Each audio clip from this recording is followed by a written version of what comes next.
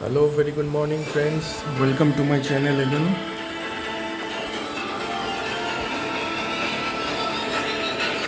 Let's start the episode number 280.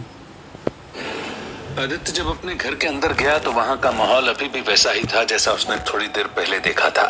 कुछ औरतें अभी भी रो रही थीं, वहीं कुछ की आंखों में आंसू थे और कुछ बस एक्टिंग कर रही थीं, जो आदित्य को समझ आ रहा था। उन सब के बीच में ही उसकी माँ अभी भी वैसे ही बैठी हुई थी, बिल्कुल गुमसुम और बिल्कुल परेशान। उसे उन्हें देखकर तरस तो आ रहा था कि वो जाकर अपनी माँ से बात करे और उन्हें समझाए कि वो सब कुछ सही करने वाला है, लेकिन फिर न जाने उसकी हिम्मत नहीं हुई, क्योंकि उसे ऐसा लगा शायद वो कुछ कह नहीं पाएगा और कितनी भी कोशिश करने के बावजूद उन्हें कुछ समझा नहीं पाएगा। उसे पता था कि उसे अपनी माँ को अपने इस डिसीजन के बारे में बताना ही होगा कि वो यहाँ से बहुत जल्दी जाने वाले हैं, लेकिन फिर उसे ऐसा लगा कि अभी उनके लिए ऐसी बातें सुनने का सही टाइम नहीं है। उसने खड़े होकर एक पल के लिए उनकी तरफ देखा और जब वो उन्हें ज्यादा दुख में नहीं देख पाया तब वो यही बात सोचकर घर के अंदर की तरफ चला गया। उसने अपने मन में ये नहीं सोचा था कि वो अंदर जाकर क्या करने वाला है, लेकिन उसके मन में बस इतनी सी बात थी कि वो थोड़ी देर के लिए दुनिया से दूर रहना चाहता था। वो जब किचन में पहुंचा तो उसने मृणाली को देखा, जो उसी तरह अभी भी किचन में काम कर रही थी। तब आदित्य ने एक पल लिया और रुककर उसे ही देखने लगा। उसे दिख रहा था कि मृणाली ज्यादा दुख में नहीं है। उसे इसका कारण भी पता था। मृणाली बचपन में ही अपनी मां को खो चुकी थी और वो अपने अभी वाले परिवार को तो कुछ मानती ही नहीं थी। उसके लिए आदित्य ही सब कुछ था और अगर वो सही सलामत था तो उसे दुख मनाने की जरूरत भी नहीं थी। उसे पता था कि वो उसके पापा और दादा की तरफ से ज्यादा इन्वेस्टेड तो नहीं थी, लेकिन वो बस आदित्य का साथ निभाना चाहती थी और इसीलिए यहाँ पर उसके साथ थी। यही बात सोचने पर उसके चेहरे पर एक हल्की सी स्माइल तो आने लग गई, लेकिन फिर उसने सोचा कि अभी इन चीजों का वक्त बिल्कुल भी नहीं है और फिर वो वहां से चलता हुआ अपने रूम में जाने लगा। आदित्य जब अपने रूम की तरफ बढ़ रहा था तो एक बार फिर से उसका दिल बहुत तेजी से धड़क रहा था।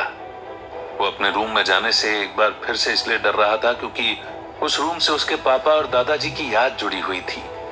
उसे पता था कि आखिरी बार जब वो इस रूम के अंदर था तब उसके पापा ने उसे अपने दादाजी के बारे में बताया था और फिर उसे गले लगाकर यह भी बताया था कि वो उस पर प्राउड फील करते हैं। उसे ऐसा लग रहा था कि एक बार फिर से वो अपनी पुरानी यादों के भंवर में जा रहा है और इस बार वो शायद वहां से वापस नहीं आ पाए।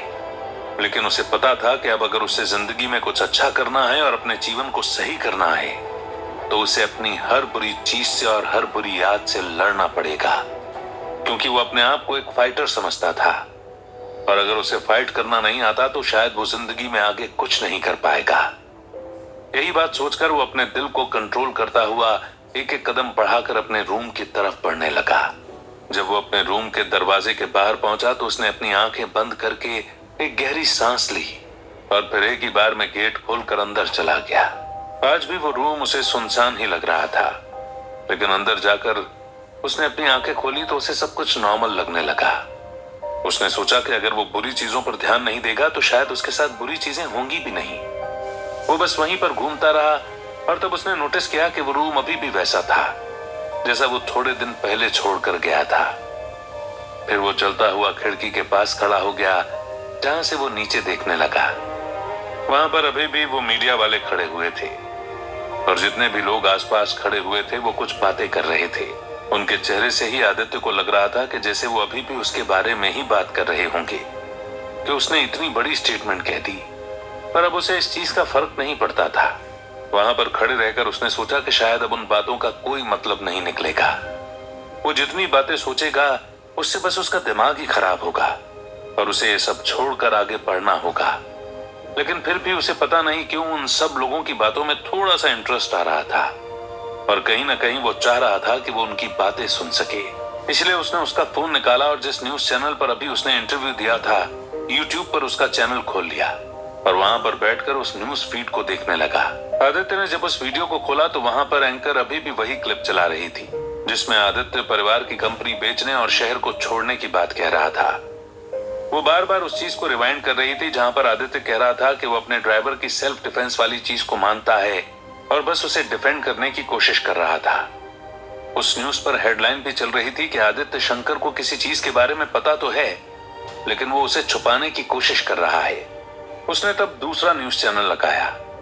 उसमें एंकर आदित्य की तारीफ कर रही थी और उसे बहुत शरीफ और सीधा आदमी बता रही थी। उसके हिसाब से आदित्य और उसका ड्राइवर भी निर्दोष था। जब उसने वो वीडियो देखा तो उसे लग रहा था कि शायद वो कामयाब हो गया है, लेकिन उसे नहीं पता था कि इस सब का रिजल्ट कब आएगा। तब वो बस वैसे ही बैठा रहा और उस न्यूज फीड को देखता रहा। उस न्यूज फीड में थोड़ी थोड़ी देर में सुशील और करण का चेहरा भी फ्लैश हो रहा था और न्यूज वाले उन्हें ही गुनहगार के रूप में देख रहे थे। जब आदित्य के सामने उन दोनों का चेहरा आ रहा था तो वो बस इस बारे में सोच रहा था कि जब उसने पहली बार सुशील को देखा था तो उसने नहीं सोचा था कि उसका इस तरीके से अंत होगा। पहली बार जब वो सुशील से मिला था तो भले ही उसने उसकी बेइज्जती की थी और आदित्य को गुस्सा आया था, लेकिन उसे नहीं पता था कि आखिर में वही उसके परिवार की डिस्ट्रक्शन का कारण बनेगा और उसकी मौत भी इस तरह हो जाएगी। जब उसने इस बारे में सोचा तो उसे लगा कि शायद ये होना ही था, क्योंकि पहले ही दिन वो कहीं ना कहीं आदित्य की किस्मत में आ गया था और उसका टारगेट बन गया था। तब आदित्य ने अपनी नजरें हटाकर करण के चेहरे पर देखा और उस चेहरे पर देखते ही उसे एक बार फिर से अनामिका की झलक आने लगी। करण बिल्कुल अनामिका जैसा दिखता था और आदित्य को एक बार फिर से उसकी याद आने लगी।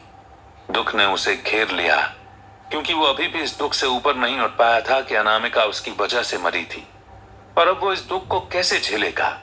वो यही बात सोचने लगा, लेकिन उसे पता था कि वो अभी उस बात पर ज्यादा ध्यान नहीं दे सकता और फिर उसने अपनी नजरें जल्दी से हटा ली और वो खिड़की के बाहर देखने लगा।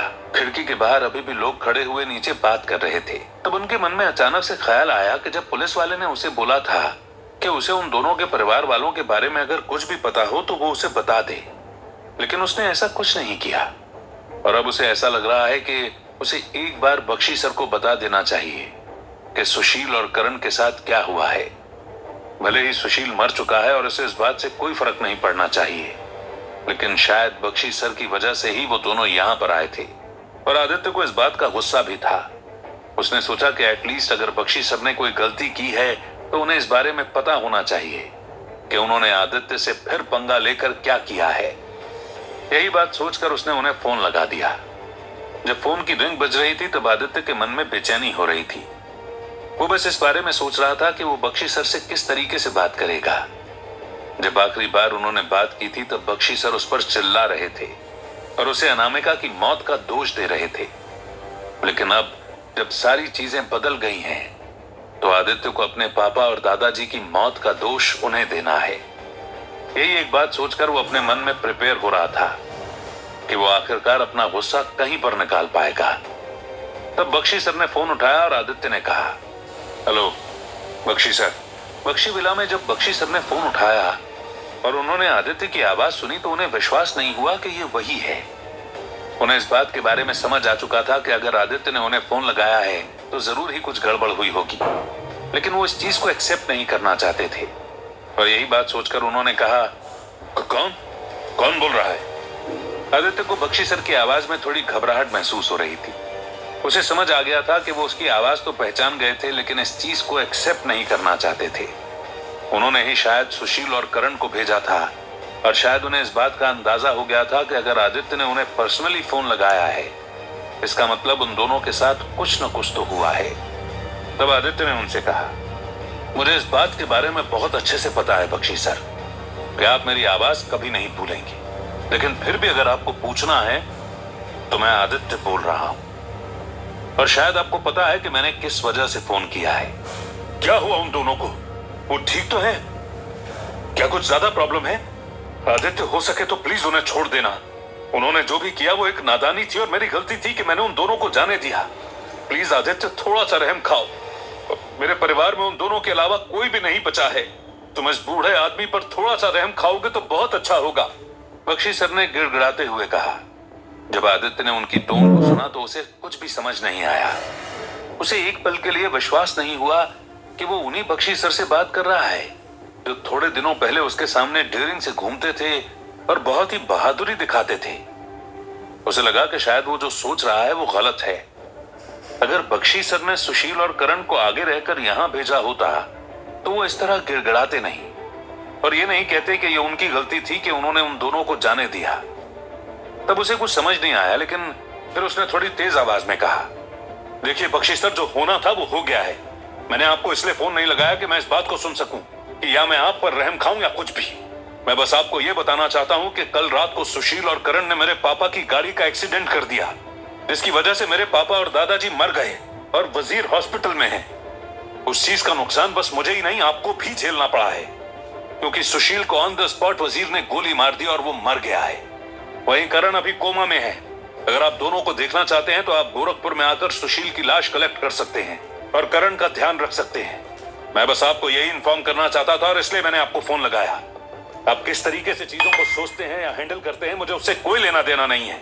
अगर आपने उन दोनों को यहाँ पर भेजा था तो यह आपकी बहुत बड़ी गलती थी कि आपने ऐसा किया, और जो हुआ वो शायद उनकी किस्मत में ही लिखा था।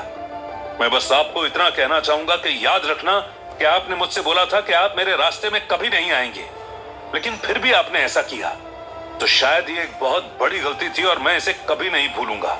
आदित्य ने इतना कहा और फोन काटकर साइड में बेड पर फेंक दिया।